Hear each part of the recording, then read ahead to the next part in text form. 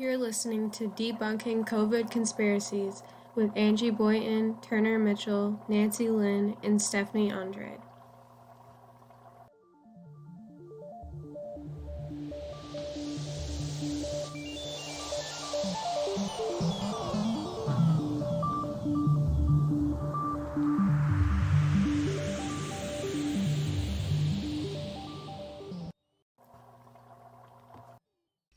Hey everybody, my name is Turner Mitchell, and we're going to be doing a podcast from the Writing 101J class,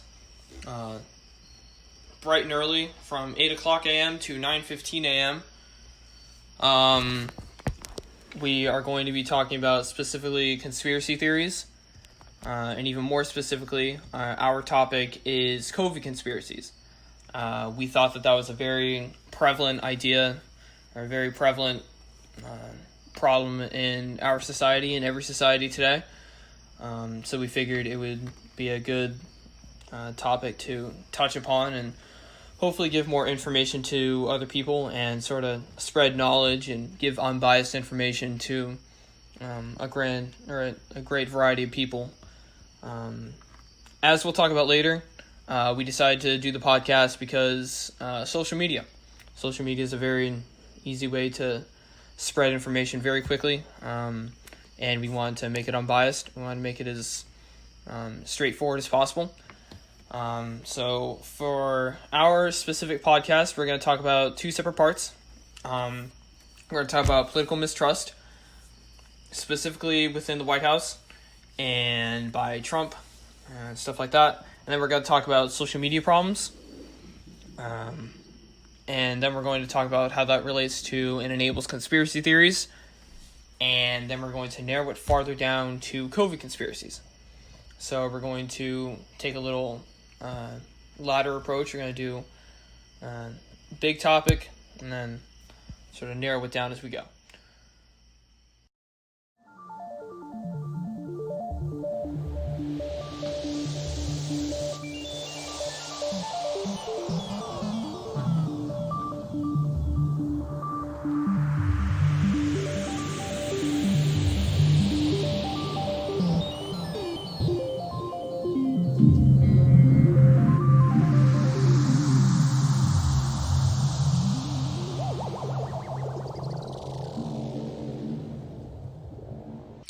So our first section is mistrust in the White House and contradiction leading to confusion.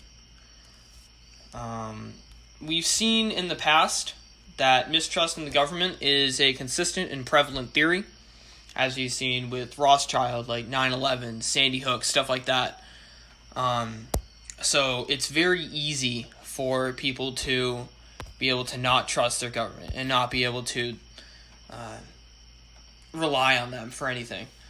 And this concept is particularly true when there are many contradictions, especially by those high top-level officials. So, like we see with Trump, we see that he lies a lot. Forbes does some research, and they say as of early April, Trump has told 23.3 lies per day this year, and he has averaged 23.8 since the first case of COVID-19, which is extremely alarming.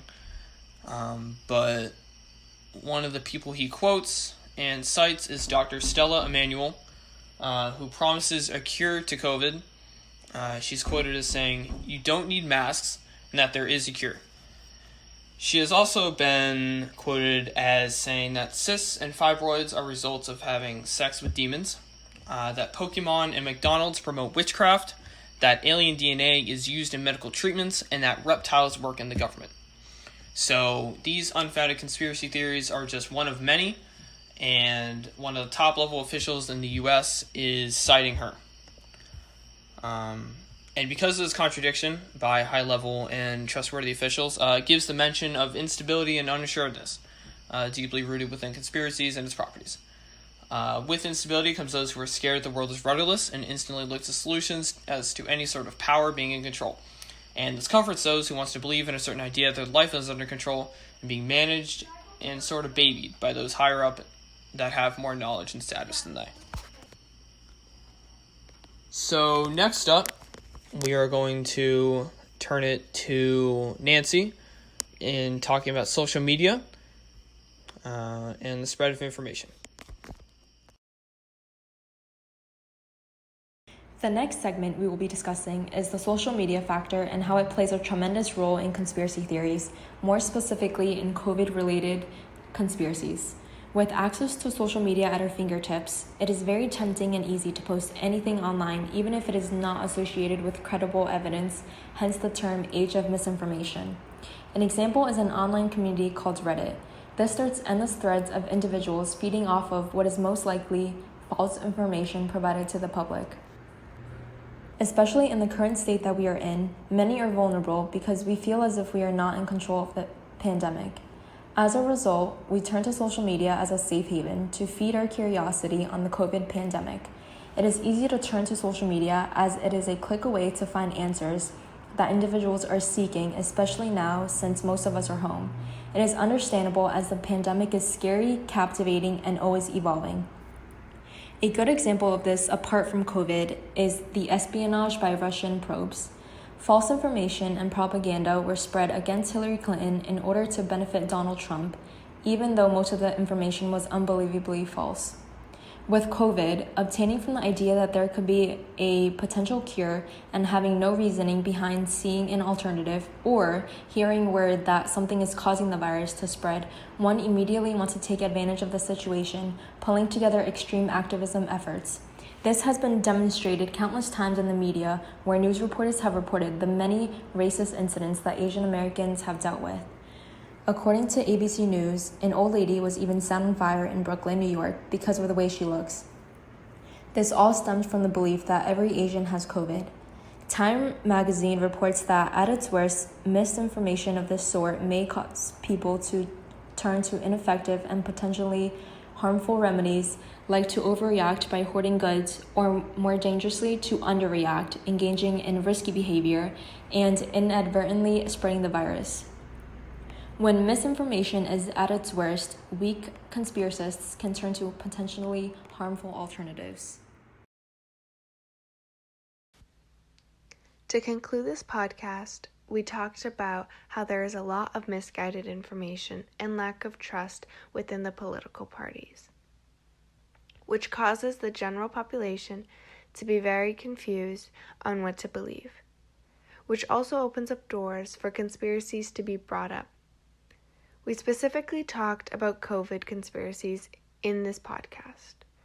We talked about wrongful citations and how people who are in power are citing information that is not necessarily true. Also, throughout this podcast, we talked about social media and its influences that it has on society. We talked about how social media has the power to spread information quickly and accessibly to everyone.